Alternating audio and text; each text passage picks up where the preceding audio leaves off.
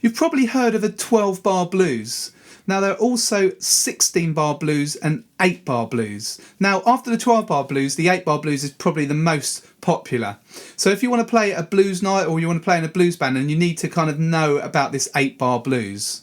In case you don't know what the 12-bar blues progression is, I'm going to cover it very quickly now. But if you want to look at that in more depth, then have a look at my blues playlist here on YouTube. I've got loads of blues videos in there, and I look at the 12-bar in particular in more depth.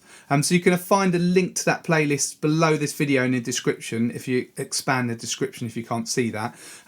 So there's a link there, click that, that'll take you to the playlist. And also above that there's a link to the free PDF that comes with this lesson. And I've written some blues standards that use the 8-bar progression on that PDF. The 12-bar blues chord progression contains chords 1, 4 and 5, and they're arranged like this.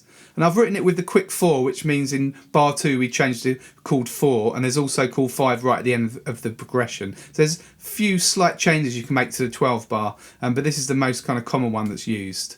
So this progression is written with the Roman numeral system, but we can pick a key. So if I pick A, for example, we can also write it out with the chord names. This is in the key of A.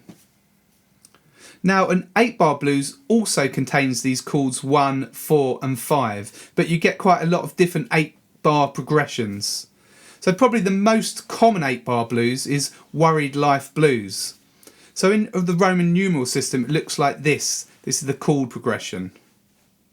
So we've got 2 bars of chord 1, 2 bars of chord 4, a bar of chord 1, a bar of chord 5, and then in the last 2 bars we've got 1, 4, 1, 5. Now if we put this into A, we get the following chord progression. So 2 bars of A, 2 bars of D, a bar of A, a bar of E, and then we've got in the last 2 bars A, D, A, E. So you can see that this progression uses the same chords as the 12-bar progression, but it's just in a different order. If you're enjoying this video lesson, then you might want to subscribe to my channel if you haven't done so already. So there's the red button there, you can click that, and also click the notification bell and you'll get notified of all my new video lessons as they come out.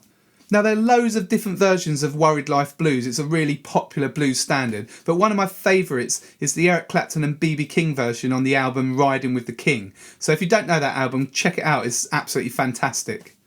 I'm now going to play through a chorus of Worried Life Blues with a backing track. Now this is in A, the same as the Eric Clapton and B.B. King version, but don't really worry too much about what I'm playing. I'm playing a fairly simple bass line, but have a listen and see if you can work out where the chords change with the progression. So follow that on the PDF. If you haven't got that already, you can get it below this video in the description.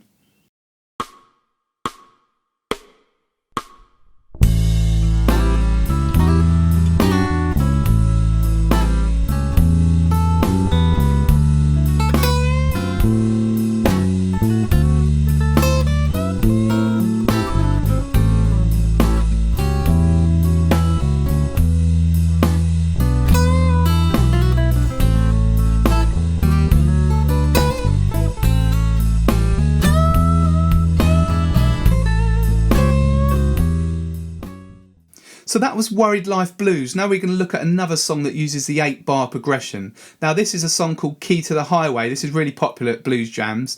There are loads of versions out there again, so have a listen to the Little Walter version because I'm going to do it in the same key as that.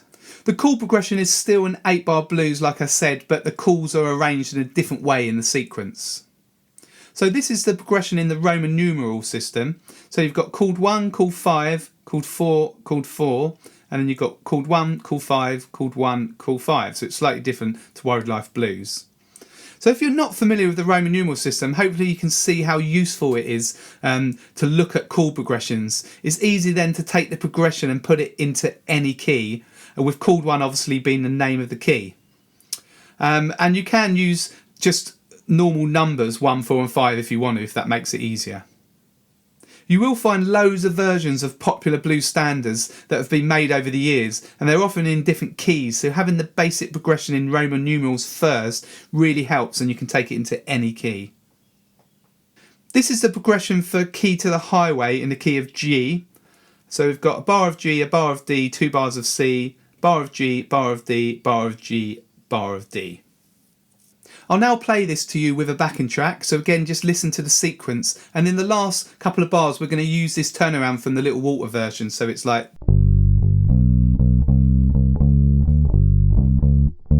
Okay, so G, B, C, D, G, D. So it still kind of follows that progression, but use that turnaround. So have a listen now.